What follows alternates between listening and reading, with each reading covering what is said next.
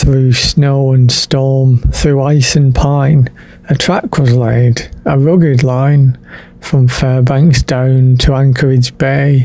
The iron rails still find their way, a lifeline forged in days of old. Its story's vast, its journey's bold. Before roads could conquer the frozen ground of Alaska, steel rails paved the way. Come with me and explore the story of the Alaska Railroad. Good morning from my last couple of hours here in Fairbanks, rural central Alaska. I'm filming this video at my hotel just before I pack. It is 6 in the morning and I'm on my way now to my second bucket list item here in Alaska, and that is the Alaska Railroad. It's a 12-hour journey from Fairbanks down to Anchorage, stopping off at tiny villages like Talkeetna and flag stops where you can get locals who live deep in the woods, in the forests, to flag down the train so they can travel up north or south. This is the Aurora winter train. It only runs once a week, I think, on a Sunday morning from Fairbanks. And then it would be Saturday coming up from Anchorage up to Fairbanks. It's something I wanted to do for a long time. I think since I watched Chris Tarrant Extreme Railway Journeys when he took the train.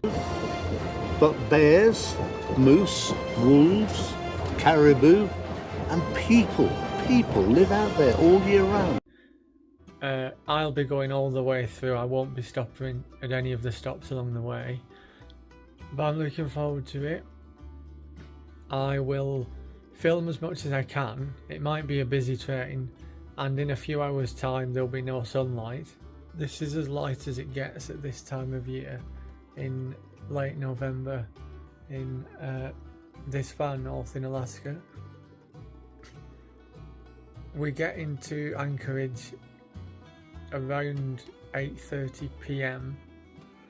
so I won't be doing any filming in Anchorage today, but I'll do another video of my time in Anchorage tomorrow. So let me pack and then we will go down to the Alaska Railroad station for the train down to Anchorage.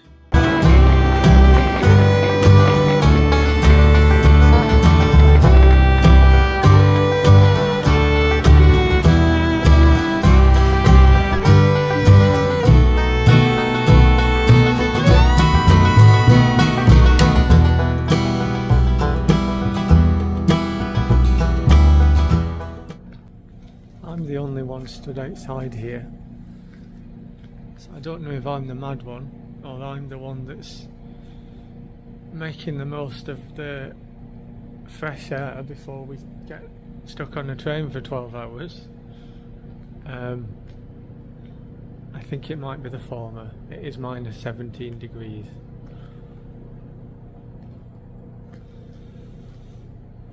I hear they're going to do the all aboard announcement, which that's the main reason I'm coming on this train, to hear somebody shout all aboard. 5 more minutes then we should be boarding. The boarding waiting area inside seems to be getting a lot busier, so I guess more people are coming on this train than I thought might be.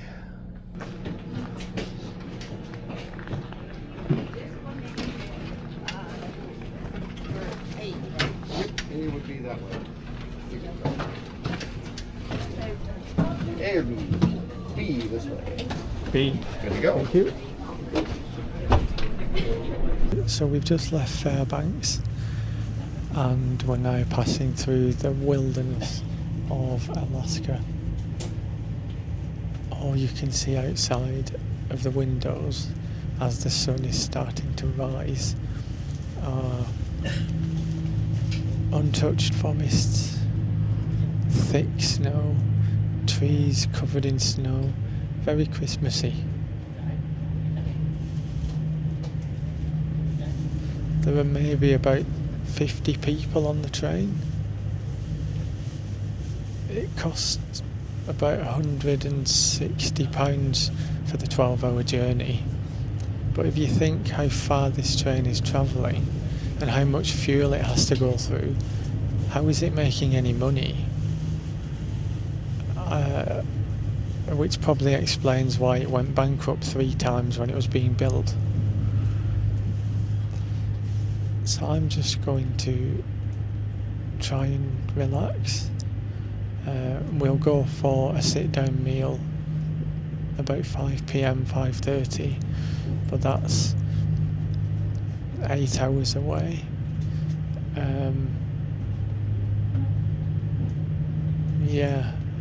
12 hours on this train will be interesting. So there's nothing but trees for as far as the eye can see. We are really in the wilderness of Alaska here. Imagine living out here. Imagine being in a cabin in the middle of this, hundreds of miles from the nearest road, let alone shop or person.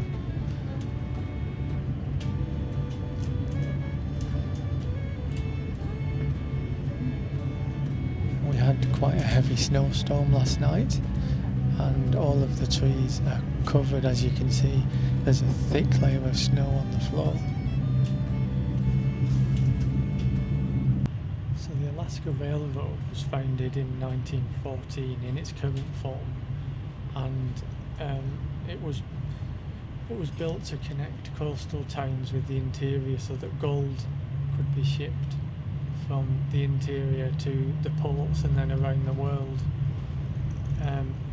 The track stretches over 500 miles from Anchorage in the south of Alaska up to Seward on the west, and then up to Fairbanks in the north.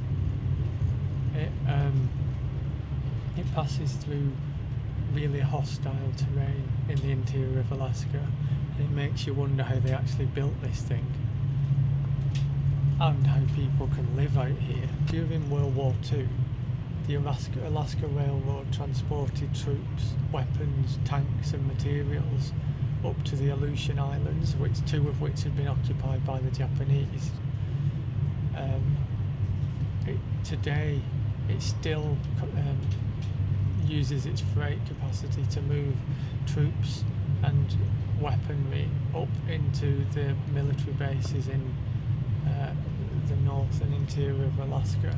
In the winter, there's only one class of travel called adventure class, and it's like this.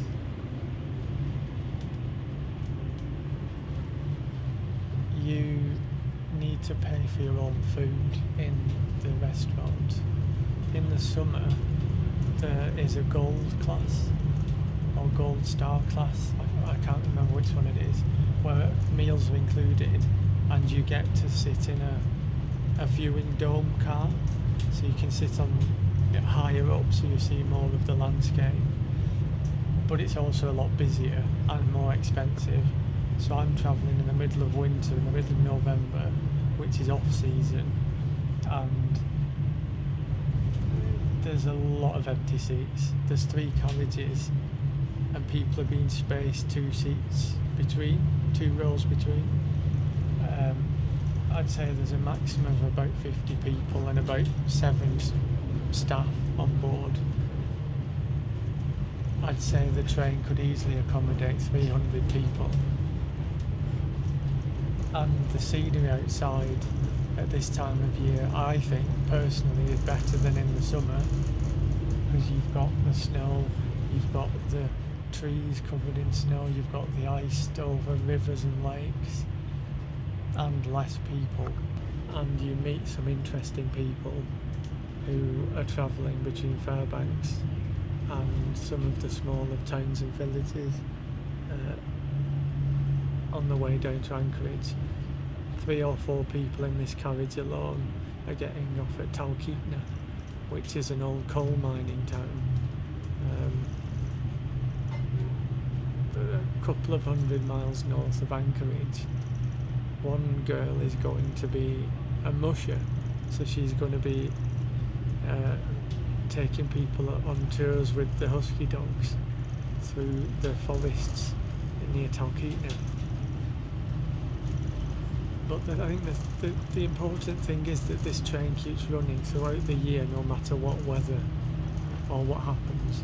During the pandemic, this train was kept running because people who lived in the middle of nowhere relied on the train for medicines, food, fresh water, and goods to be shipped to them. In winter it can still run even with heavy snowstorms and thick snow on the ground. So Network Rail in the UK, I think you could learn a lesson here. If a train can keep running in some of the most hostile terrain in the world, with thick snow and snowstorms at times of year, but you can't run a train between London and Birmingham, then something's wrong, isn't it? So Network Rail executives, come over to Alaska and see how they do it. Now this is 702 feet long. This is going over the Tanana River below us. Now we're not going to be following this river for very long. This is the only point where we're going to be interacting with the Tanana. But the river that jumps into the Tanana River is the Nenana River, and we'll be following that for quite a bit of our journey here as we get out of Nenana. So this is the Denali mountain range on the edge of Denali National Park in Alaska. It used to be called Mount McKinley and Mount McKinley National Park. Apparently the national park was set up to ensure some sheep had a place to live because they were at risk of becoming endangered. So Alaska was able to set up a national park to protect some sheep.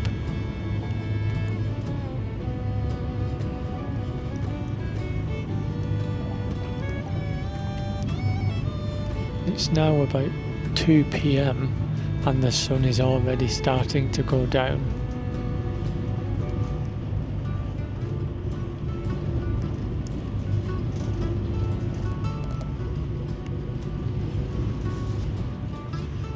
By the time we get to Anchorage, I think it'll be pitch black. We get in about 8:15 p.m. So it's make the most of the sunlight while we've got it type of situation.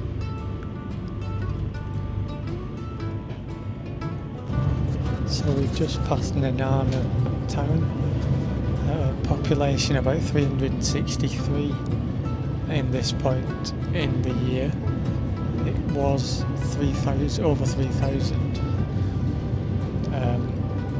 It was one of the settlements along the railroad that was set up for gold panning originally. So gold prospectors moved to Nenana. It also had a small native population as well. We're now passing through the lower lands, the flatlands, marshy lands of this part of the journey, when we should be able to see some wildlife in the trees. A lot of these trees are about 60 years old, but because of the permafrost in the ground, they're not growing. So let's see what it's like on board the Alaska Railroad. We've got big, comfortable seats.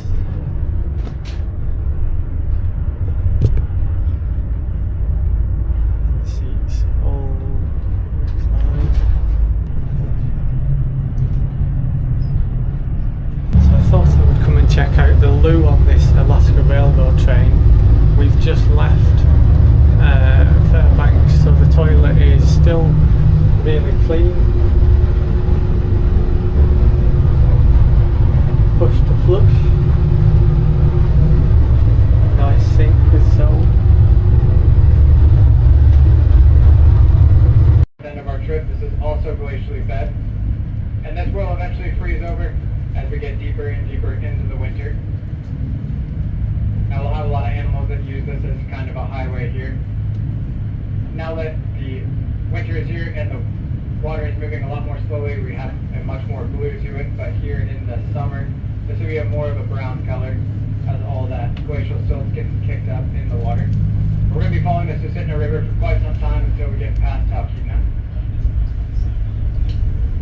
Now all that water that was on the north end is going to make its way into the Bering Sea, eventually by way of the Yukon River.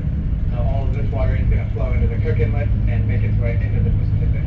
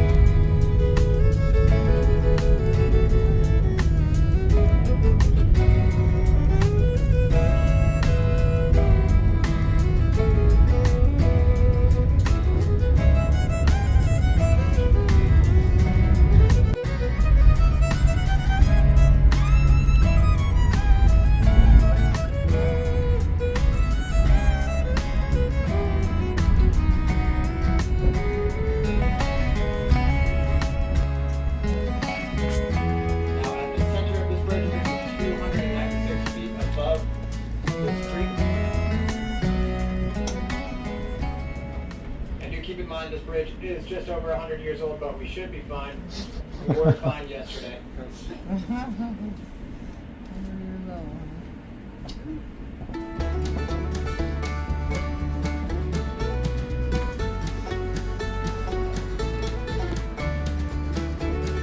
on the left-hand side, you do get a chance to go straight down, which I do enjoy.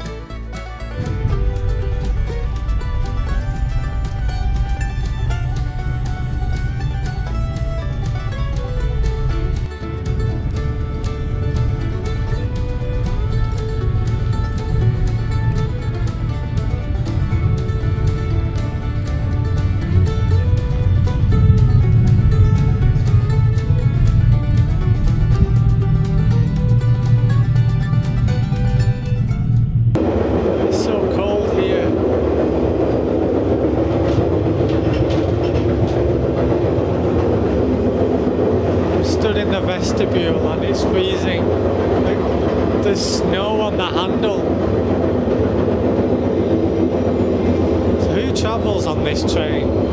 Well, I think there are three types of people. There are tourists. I'm the only European on the train. Most of the tourists are from the southern states of the US. You can hear it with the southern drawl when they're talking, and the trademark checked shirts that they're all wearing. The second is Alaskans travelling to different parts of remote Alaska. And thirdly is the flag stop people who are getting the train to go to the nearest town or city.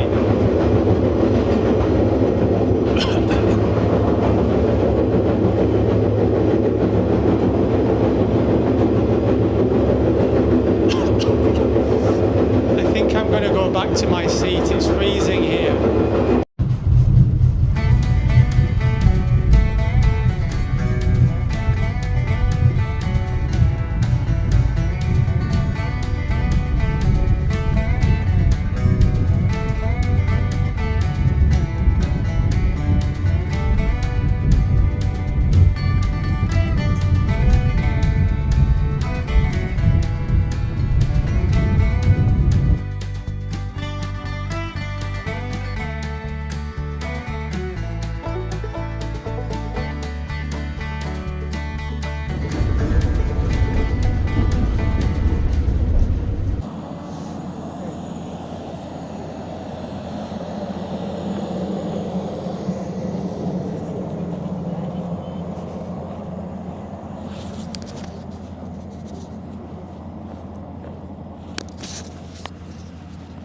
So we just got off for what's being called a smoke break here in the middle of Denali National Park. I hope we can go to the front of the train here. I think we've got about 5 minutes before we have to get back on board. They made it quite clear that if anyone doesn't get back on board, they'll just leave them.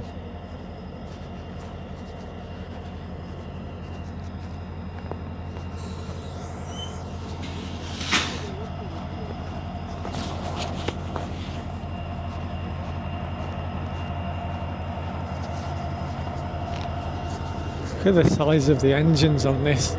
2 engines pulling these carriages.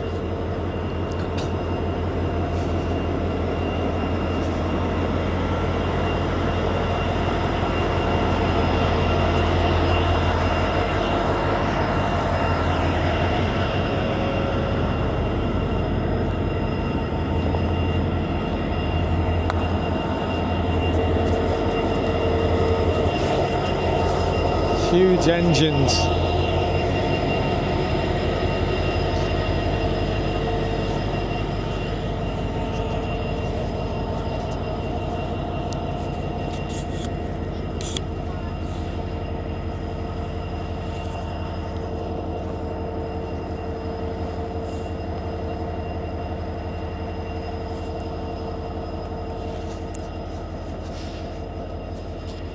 I think this is about as far as I can go.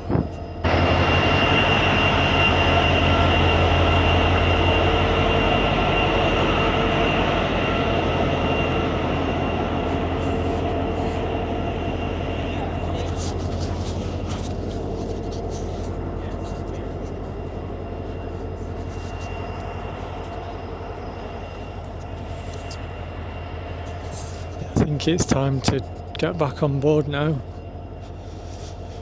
It's getting quite cold here. The adult sheep population.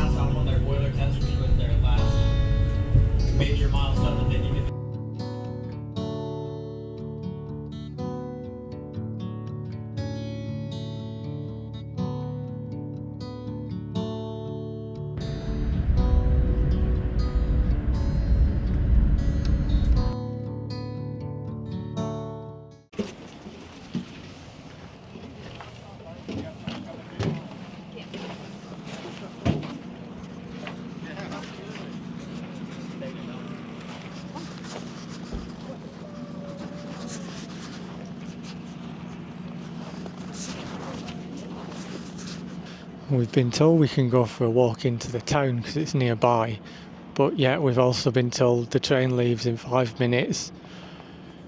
If you're not here in 5 minutes, they're going without you. And we're in the middle of a snowstorm now, so I don't want to get stuck. So I might get back on the train.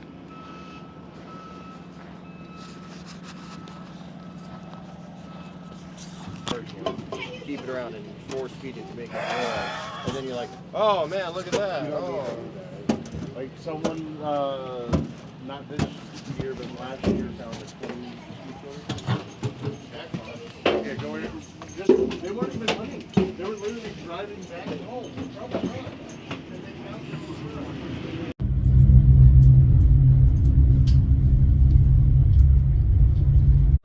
I've come for dinner in the dining car. I don't think I'll get to eat when I get to Anchorage, so I might as well make the most of it now. There's a small selection to choose from for dinner.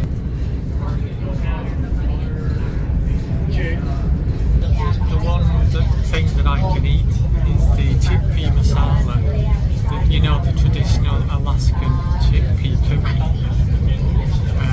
So I'm going to order that. I'm hoping it's a big dish because I'm quite hungry. And I think I'll get a Heritage Alaska coffee grown in Juneau. Did you know that you could grow coffee in Alaska?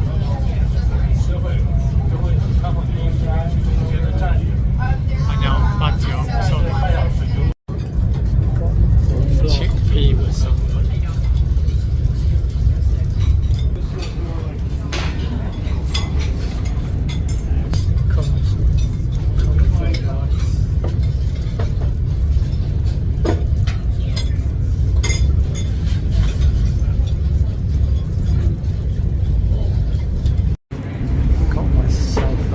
Strong Alaskan coffee. When I say strong, really strong.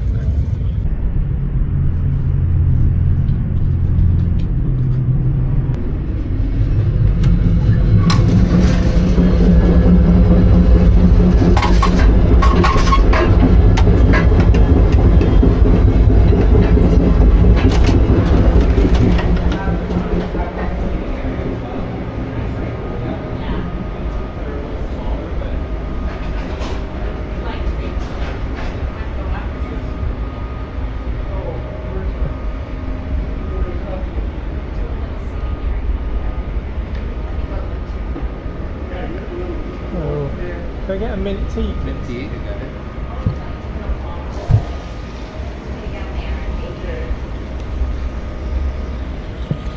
So there's lots of different seating areas on the train. This is the Wilderness Cafe with some upstairs seating.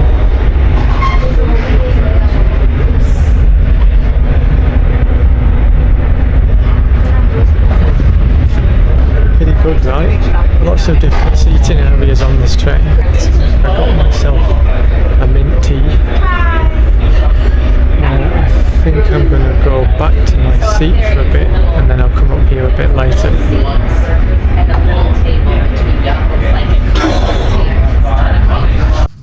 So we are nearing the end of this mammoth 12-hour journey from interior Alaska to Anchorage, the biggest city in the state. It's pitch black outside. It is 7:15 at night. Most people are asleep.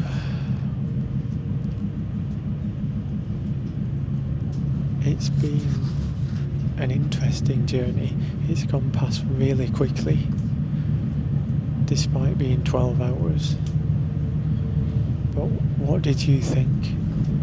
Would you take 12 hours on a train through Alaska? Or would you fly the same distance in 2 hours or drive for 7 hours? Let me know in the comments. But thanks for watching. I hope you enjoyed the video. leave me a comment on what you thought. Like the video, share it with friends and family, and in the next video I will show you around Anchorage, the largest but not the capital of the state of Alaska. So from the Alaska Railroad, thanks for watching. Bye.